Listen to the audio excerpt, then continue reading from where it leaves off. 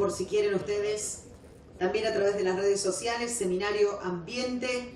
Además también les recuerdo que nos pueden encontrar en el Face, que ahí también van a poder seguir toda la información. Y además también decirles que esto se está transmitiendo online a través de la página del gobierno. Y ustedes también pueden utilizar el Twitter, que es la red donde también nos estamos manejando, @MinaAYSP, es el Twitter que estamos manejando en este momento.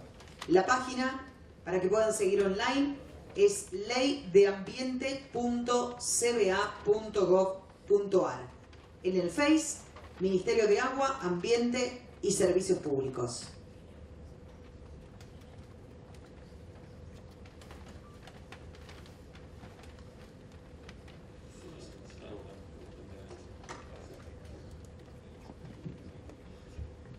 Bueno, buenas tardes. Quisiera comenzar agradeciendo a las autoridades de la provincia de Córdoba que me dan la oportunidad de poder comentar un poco mi experiencia de trabajo en esta temática de cambio climático.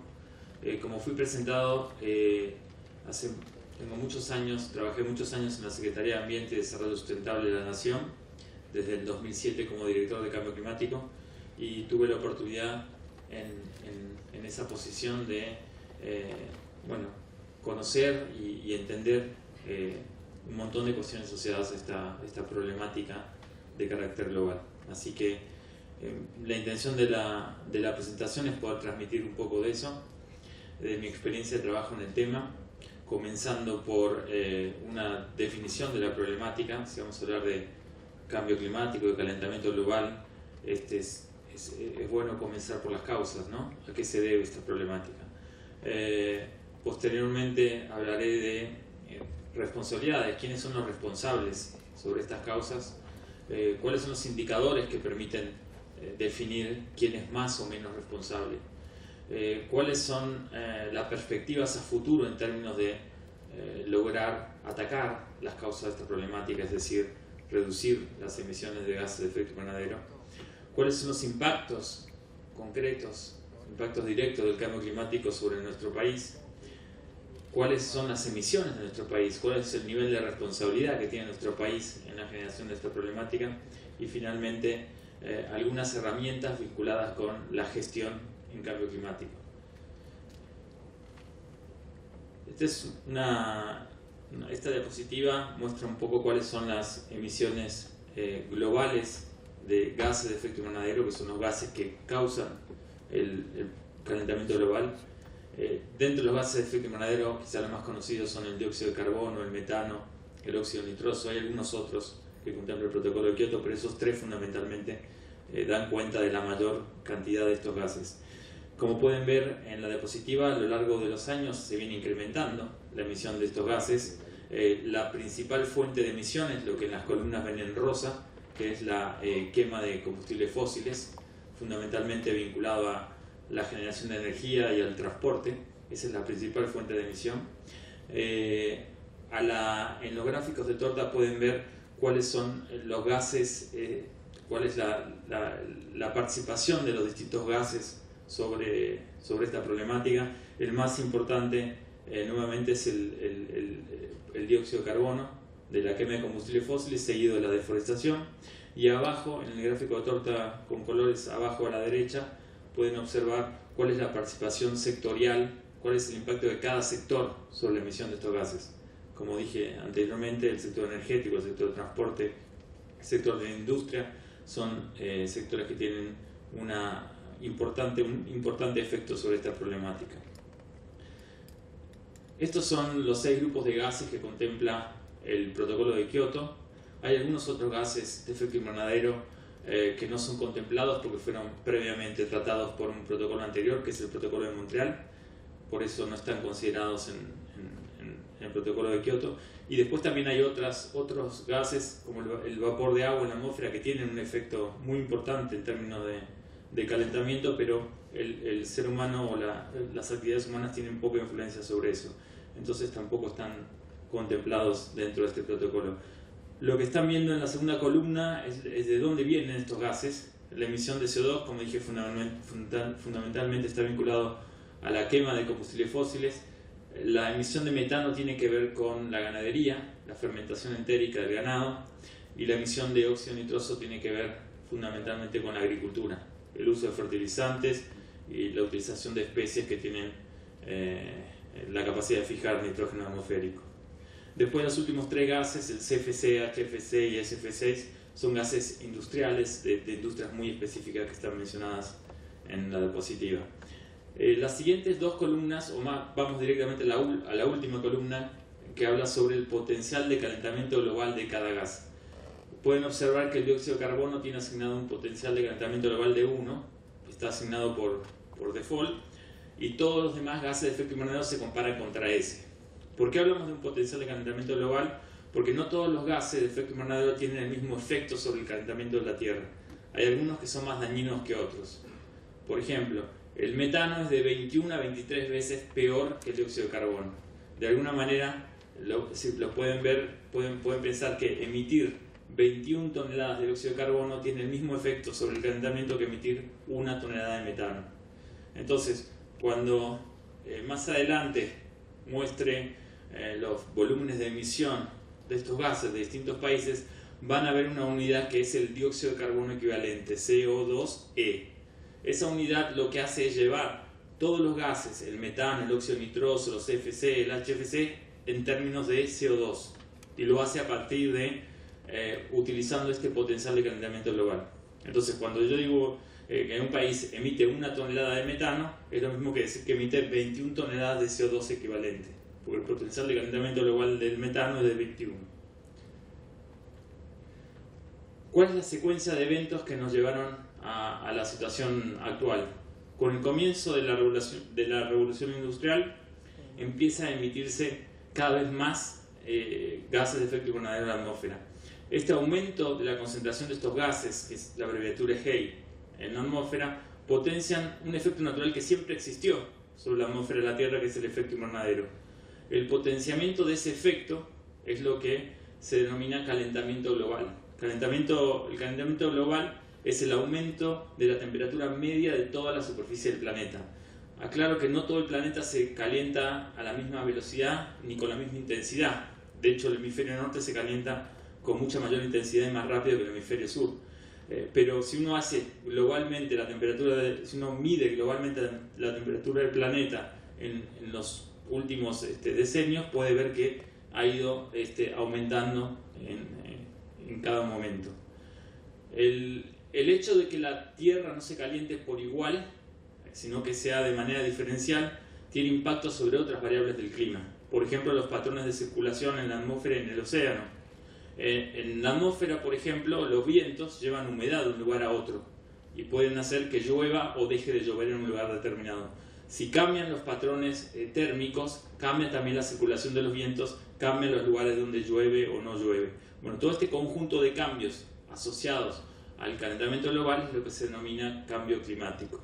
Y el cambio climático tiene impactos de todo tipo sobre los ecosistemas naturales, sobre los sistemas sociales, sobre los sistemas económicos. Y frente a esos impactos tenemos 2 grandes tipos de medidas de respuesta, que es a lo que me voy a referir al final de la presentación.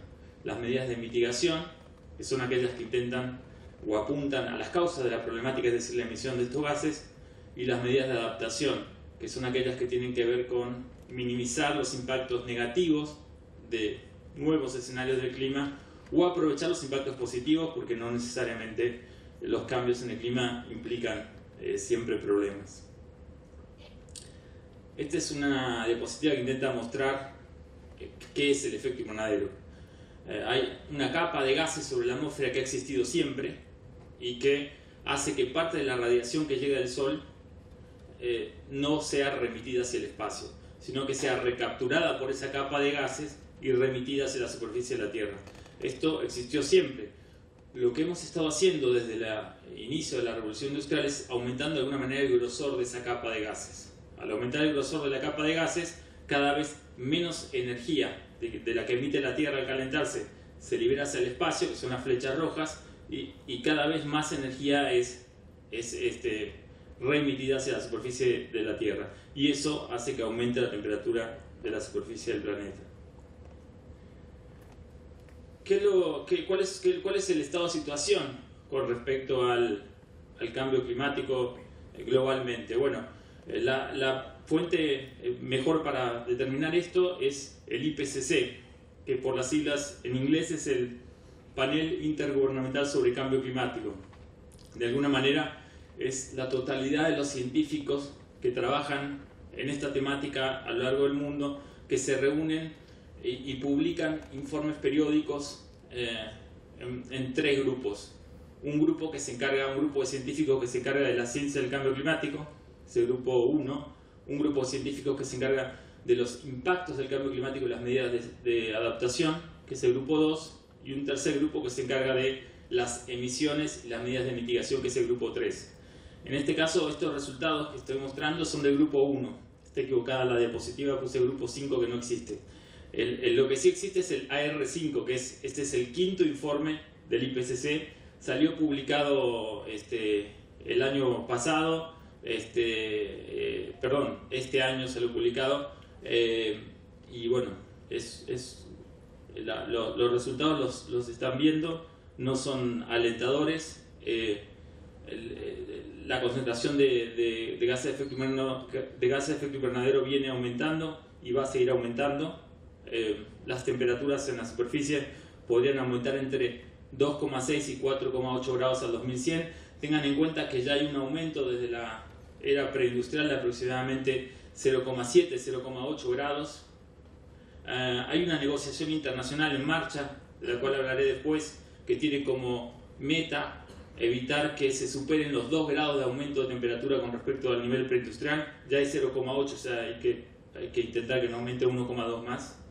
¿Qué pasa si aumenta más de 2 grados? Bueno, hay incertidumbre, pero en general informes de este mismo grupo del IPCC, pero el grupo 2 que trabaja en impactos, dicen que a partir de 2 grados los impactos son mucho más considerables. Por eso la negociación política toma como un límite al que los políticos deberían aspirar.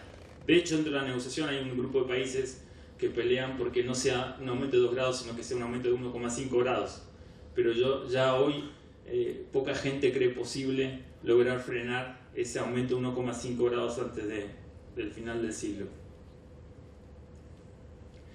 Entonces, el proceso de negociación internacional se da en el marco de la Convención de Naciones Unidas sobre el Cambio Climático. Las siglas en inglés son UNFCCC. En el marco de esa convención, todos los países del mundo, o todos los países que integran esta convención, que son más de 190 países, se comprometieron a implementar acciones para intentar evitar que la emisión de estos gases continúe aumentando. En realidad, el objetivo final de la convención es estabilizar las concentraciones de gases de efecto invernadero en la atmósfera de manera de prevenir los impactos peligrosos que podría haber sobre el clima.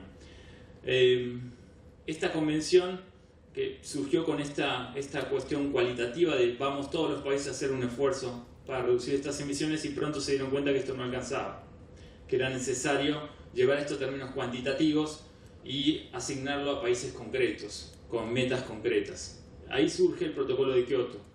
En el protocolo de Kioto, los países desarrollados, aclaro únicamente los desarrollados, adoptan compromisos cuantitativos de limitación y reducción de emisiones, que están consignados en el anexo B del protocolo de Kioto. Entonces, por ejemplo, Japón tiene un compromiso de reducir sus emisiones en un 8% al 31 de diciembre del 2012 con respecto a las que tenía en el año 1990. Tenía, ¿no? Pues estamos hablando ya en pasado, esto ya ocurrió. La Unión Europea tiene un compromiso de 6 o 8%. Estados Unidos tiene un compromiso, pero nunca ratificó el protocolo de Kioto, así que nunca tuvo la obligación de cumplirlo. En fin, este protocolo tuvo este primer periodo de compromiso que terminó, como dije, el 31 de diciembre del 2012 y que no fue del todo exitoso, sobre todo porque uno de los principales emisores, Estados Unidos, nunca estuvo adentro. Enseguida se empezó una negociación internacional a discutir el segundo periodo de compromiso, pensando que ahora sí Estados Unidos iba a entrar y ahora sí iba a haber una ambición global por reducir estas emisiones. Pronto en la negociación se dieron cuenta que esto iba a ser imposible, que iba a ser imposible que Estados Unidos, Australia, que Canadá, países que no estaban nada contentos con el protocolo de Kioto, se involucraran en un segundo periodo de compromiso. Entonces, en paralelo a esto, que dicho sea de paso, la negociación está en marcha, no es que está cerrado, surgió un ámbito de discusión en esta negociación que se llama Plataforma de Durban, por el lugar en donde inició la negociación, que tiene que ver con llegar a un acuerdo global, donde hay contribuciones. Ese es el término que se utiliza hoy en día. No usamos más metas, no usamos más compromisos cuantitativos, cosas que estaban en el protocolo de Kioto, sino son contribuciones de todos los países, países en desarrollo y países desarrollados. Y esto surge un poco de que los países desarrollados claramente dijeron que no iban de ninguna manera a adoptar un compromiso